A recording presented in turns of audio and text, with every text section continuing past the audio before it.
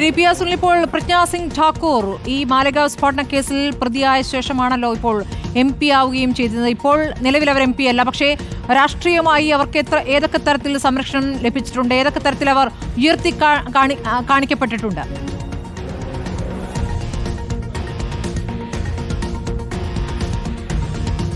സ്മൃതി, തീർച്ചയായും പ്രജ്ഞാ സിംഗ് ഠാക്കൂർ ഈ കേസിലെ മുഖ്യപ്രതിയായിരുന്നു. ഈ കേസിൽ പ്രധാനമായും പ്രജ്ഞാ സിംഗ് ഠാക്കൂർ നേരത്തെ ജാമ്യത്തിലിറങ്ങുന്നത് ആരോഗ്യ കാരണങ്ങൾ ചൂണ്ടിക്കാണിച്ചാണ്. തനിക്ക് നടക്കാൻ പോലും കഴിയുന്നില്ല, ഗുരുതരമായ ആരോഗ്യ പ്രശ്നങ്ങളുണ്ട് എന്ന് ചൂണ്ടിക്കാണിച്ചാണ് പ്രജ്ഞാ സിംഗ് ഠാക്കൂർ ജയിലിൽ നിന്ന് ജാമ്യത്തിൽ പുറത്തിറങ്ങുന്നത്. പിന്നീട് മധ്യപ്രദേശിൽ നിന്ന് ലോക്സഭയിലേക്ക് മത്സരിക്കുകയും വിദ്വേഷ പരാമർശങ്ങൾ നടത്തുകയും തീവ്ര ഹിന്ദു നിലപാട് സ്വീകരിച്ച് മുന്നോട്ട് പോകുന്ന ഒരു സാഹചര്യമൊക്കെയാണ് പിന്നീടുണ്ടായത്. അവർക്ക് ആരോഗ്യ പ്രശ്നങ്ങളില്ല എന്നൊക്കെ തന്നെ മാധ്യമങ്ങളിൽ പിന്നീട് വാർത്തകൾ വരികയും ഇതൊക്കെ തന്നെ വലിയ റിപ്പോർട്ടായി വരികയും ഒക്കെ ചെയ്തുവെങ്കിൽ പോലും പിന്നീട് ഇവരെ വീണ്ടും കസ്റ്റഡിയിലെടുക്കുന്ന അല്ലെങ്കിൽ ഈ ഒരു റിമാൻഡ് ജാമ്യം റദ്ദാക്കുന്ന ഒരു തീരുമാനത്തിലേക്ക് കോടതി പോയുമില്ല. ഏതായാലും പ്രജ്ഞാ സിംഗ് ഠാക്കൂറിന്റെ നിലപാടൊക്കെ തന്നെ ദേശീയ തലത്തിൽ വലിയ വിവാദമായി മാറിയിട്ടുണ്ട്.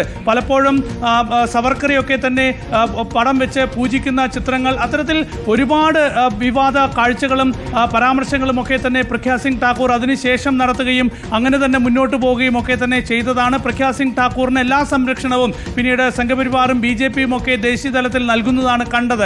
ഏതായാലും NIA ഈ കേസ് ഏറ്റെടുത്ത ശേഷം പിന്നീട് ഇതൊരു തീവ്രവാദ നീക്കമാണ്, ഇതൊരു രാജ്യത്ത് വർഗീയ സംഘർഷങ്ങൾ ഉണ്ടാക്കാനുള്ള നീക്കമാണ് എന്ന തരത്തിൽ അന്വേഷണം മുന്നോട്ട് പോവുകയും പിന്നീട് കുറ്റപത്രം നൽകുകയുമായിരുന്നു. പക്ഷേ ഇപ്പോൾ കോടതി പറയുന്നത് ഗൂഢാലോചനയ്ക്ക് തെളിവില്ല, പ്രജ്ഞാ സിംഗ് ഠാക്കൂറിന്റെ പേരിലുള്ളതായിരുന്നു അവിടെ പൊട്ടിത്തെറിച്ച മോട്ടോർ ബൈക്ക്. ഇപ്പോൾ കോടതി ചൂണ്ടിക്കാണിക്കുന്നത് പ്രജ്ഞാ സിംഗ് ഠാക്കൂറിന്റെ പേരിലാണ് ഈ മോട്ടോർ ബൈക്ക് എന്നത് സ്ഥാപിക്കാൻ കഴിയുന്നില്ല. ഈ മോട്ടോർ ബൈക്കിൽ സ്ഥാപിച്ച സ്ഫോടക വസ്തു തന്നെയാണ് പൊട്ടിത്തെറിച്ചത് എന്നതിനും തെളിവില്ല എന്ന് കോടതി ഇപ്പോൾ ചൂണ്ടിക്കാണിക്കണം. അങ്ങനെ പ്രോസിക്യൂഷൻ നിരത്തിയ വാദങ്ങളെല്ലാം തള്ളിക്കൊണ്ട് ഇപ്പോൾ പ്രജ്ഞാ സിംഗ് ഠാക്കൂർ ഉൾപ്പെടെയുള്ള എല്ലാവരെയും വെറുതെ വിട്ടുകൊണ്ട് ഇപ്പോൾ കോടതി തീരുമാനത്തിലേക്ക് പോവുകയാണ്. ഏതായാലും രാഷ്ട്രീയമായി ഇപ്പോൾ ഈ BJPക്കും ഒക്കെ തന്നെ ഇത് വളരെ വലിയ ആശ്വാസമാണെങ്കിൽ പോലും പ്രജ്ഞാ സിംഗ് ഠാക്കൂറിന്റെ പല നിലപാടുകളും വലിയ വിവാദമായിട്ടുണ്ട്. പ്രജ്ഞാ സിംഗ് ഠാക്കൂർ ഇപ്പോഴും സ്വതന്ത്രമായി നടക്കുന്നപ്പോൾ ഇപ്പോൾ കോടതിയിൽ നിന്ന് അവർക്ക് അനുകൂലമായ വിധിയും ഉണ്ടായിരിക്കുന്നു. ഇനിയൊരു പക്ഷേ ഈ കേസ് മുംബൈ ഹൈക്കോടതിയിൽ പോകുമായിരിക്കും, അതിനുശേഷം പിന്നീട്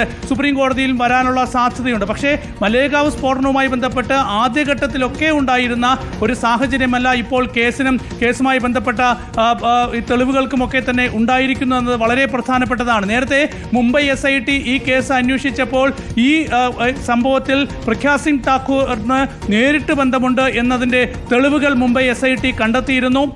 അതിൻ്റെ അടിസ്ഥാനത്തിലാണ് മുംബൈ SIT, ഹേമന്ത് കർക്കറയുടെ നേതൃത്വത്തിലുള്ള മുംബൈ SIT പ്രജ്ഞാ സിംഗ് ഠാക്കൂറിനെ ഈ കേസിൽ മുഖ്യപ്രതിയായി ഉൾപ്പെടുത്തുകയും അറസ്റ്റ് ചെയ്യുകയും ജയിലിൽ അടയ്ക്കുകയും ചെയ്തത്. പക്ഷേ പിന്നീട് മുംബൈ സ്ഫോടനത്തിൽ അദ്ദേഹം കൊല്ലപ്പെട്ടു.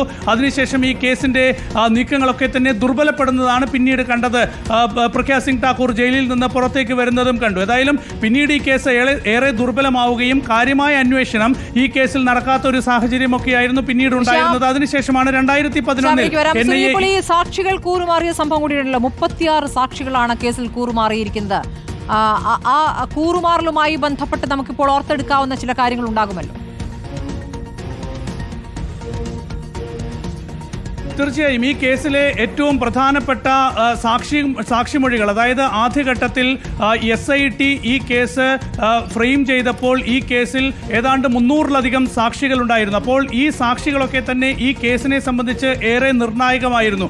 ഏതായാലും NIAയുടെ കയ്യിലേക്ക് ഈ കേസ് എത്തുമ്പോഴേക്കും ഈ കേസിലെ വളരെ പ്രധാനപ്പെട്ട 34 സാക്ഷികൾ കൂറുമാറി. അതായത് ഈ കേസിനെ പിടിച്ചു നിർത്താൻ ശേഷിയുള്ള വളരെ പ്രധാനപ്പെട്ട സാക്ഷികളൊക്കെ തന്നെ കൂറുമാറുകയും ഈ സംഭവവുമായി ബന്ധപ്പെട്ട് തങ്ങൾക്ക് യാതൊരു അറിവുമില്ല എന്ന് കോടതിയിൽ പറയുന്ന ഒരു സാഹചര്യമൊക്കെ തന്നെ ഉണ്ടായി. നോക്കൂ, ഈ മോട്ടോർ ബൈക്ക്, അതായത് ഈ സ്ഫോടനത്തിന് ഉപയോഗിച്ച 2008 സെപ്റ്റംബർ മാസത്തിൽ റംസാൻ തിരക്കിനിടയിൽ ജനക്കൂട്ടത്തിനിടയിൽ പൊട്ടിത്തെറിച്ച ഈ മോട്ടോർ ബൈക്ക് പ്രജ്ഞാ സിംഗ് ഠാക്കൂറിന്റെ പേരിലുള്ളതാണ് എന്നാണ് SIT കണ്ടെത്തിയത് നേരത്തെ. പക്ഷേ ഇപ്പോൾ NIA കോടതിയിലേക്ക് എത്തുമ്പോൾ SITയുടെ ആ കണ്ടെത്തൽ NIA കോടതി തള്ളുകയാണ്.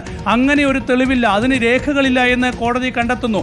മറ്റൊരു പ്രധാനപ്പെട്ട വിഷയം ഈ മോട്ടോർ ബൈക്കിൽ സ്ഥാപിച്ച RDX പൊട്ടിത്തെറിച്ചാണ് സ്ഫോടനം ഉണ്ടായത് എന്ന് പറയുന്നു. പക്ഷേ ഈ മോട്ടോർ ബൈക്കിൽ RDX സ്ഥാപിച്ചതിന് തെളിവില്ല എന്നിപ്പോൾ കോടതി കണ്ടെത്തുകയാണ്. അങ്ങനെ ഈ നേരത്തെ മുംബൈ SIT കണ്ടെത്തിയിട്ടുള്ള തെളിവുകളൊക്കെ തന്നെ ഇപ്പോൾ കോടതി തള്ളിക്കളയുകയാണ്. ആ തെളിവുകളിൽ നിന്നുകൊണ്ടാണ് പിന്നീട് NIA അന്വേഷണവുമായി മുന്നോട്ട് പോയത്.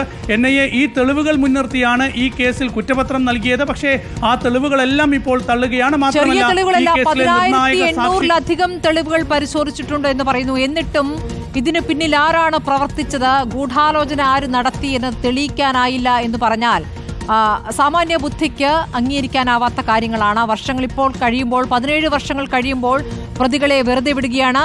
വലിയ ഗൂഢാലോചനയാണ് അതിൽ കണ്ടെത്തിയിരുന്നത്. ന്യൂനപക്ഷങ്ങളെ ആക്രമിക്കുക എന്ന ഗൂഢലക്ഷ്യത്തോടു കൂടി റംസാൻ മാസത്തിൽ അവർ തിങ്ങി നിറഞ്ഞ് ഉള്ള പ്രദേശത്തു തന്നെ നടത്തിയ സ്ഫോടനമാണ്. അതിൽ ഒരു കൃത്യമായ ഗൂഢാലോചനയുണ്ടെന്ന് കണ്ടെത്തുന്നു. ഈ മോട്ടോർ സൈക്കിളിന്റെ ഉടമ പ്രജ്ഞാ സിംഗ് ആണെന്ന് തെളിഞ്ഞതാണ്. പക്ഷേ ഗൂഢാലോചന തെളിയിക്കാനായില്ല എന്ന വാദമാണ് ഇപ്പോൾ ഉയരുന്നത്. ശ്യാം, നമുക്ക് വിധിയുടെ കൂടുതൽ വിവരങ്ങൾ നമുക്ക് ലഭ്യമാകുമ്പോൾ ഏതൊക്കെ തരത്തിലാണ് ഈ 7 പ്രതികളും കുറ്റവിമുക്തരാകുന്നത്?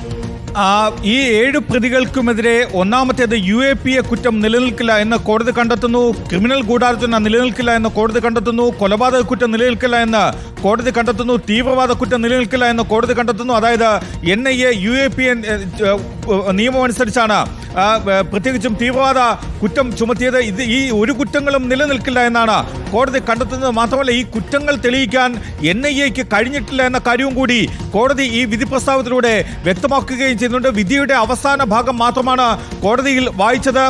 അതിനപ്പുറത്തേക്കുള്ള മുഴുവൻ രൂപം അല്പസമയത്തിനുള്ളിൽ തന്നെ കോടതിയിൽ നിന്ന് പുറത്ത് വരികയും ചെയ്യും. ഇതിൽ ഏറ്റവും പ്രധാനം BJPയുടെ മുൻ MP-യായ നിരന്തരം മുസ്ലിം വിരുദ്ധ പരാമർശങ്ങൾ നടത്തുന്ന BJPയുടെ മുൻ MP പ്രഗ്യാ സിംഗ് താക്കൂർ കുറ്റവിമുക്തയാക്കപ്പെട്ടു എന്നതാണ്. അവരുൾപ്പെടെയാണ് 7 പേരെ കുറ്റവിമുക്തരാക്കിയത്. ഈ സ്ഫോടനം നടപ്പാക്കിയത് 3 പേരാണ് എന്നായിരുന്നു NIAയുടെ കുറ്റപത്രത്തിലെ ഏറ്റവും പ്രധാനപ്പെട്ട ആക്ഷേപം. അത് ഒന്ന് പ്രസാദ് പുരോഹിത്, ഉപാധ്യായ ദ്വിവേദി എന്നിവർ ചേർന്നാണ് എന്നാണ് ആദ്യം മഹാരാഷ്ട്ര തീവ്രവാദ വിരുദ്ധ സ്ക്വാഡ് കണ്ടെത്തിയത്. അതിനുശേഷമാണ് NIAയും അത് കുറ്റപത്രത്തിൽ അങ്ങനെ തന്നെ എഴുതി ചേർക്കുകയും മുന്നോട്ട് വെക്കുകയും ചെയ്യുന്നത്. പക്ഷേ ഈ വാദങ്ങളെല്ലാം രാജ്യത്തെ ന്യൂനപക്ഷം തികഞ്ഞ അരക്ഷിതാവസ്ഥയിൽ കഴിയുന്ന ഈ കാലത്ത് വന്നിരിക്കുന്ന വിധി ആ നിലയ്ക്ക് വേണം. മാലേഗാവ് സ്ഫോടന കേസിൽ ഗൂഢാലോചനയ്ക്ക് തെളിവില്ല എന്ന കോടതിയുടെ കണ്ടെത്തലും മുഴുവൻ പ്രതികളെ പുറത്തുവിട്ടുകൊണ്ടുള്ള കുറ്റമുക്തരാക്കിക്കൊണ്ടുള്ള വിധി വരികയും ചെയ്യുന്നത് 17 വർഷങ്ങൾക്ക് ശേഷമാണ് ഈ വിധി വന്നിരിക്കുന്നത്. പിയാസുല്ലും ശ്യാം ദേവരാജുമാണ് വിധിയുടെ വിശദാംശങ്ങൾ നൽകിയത്.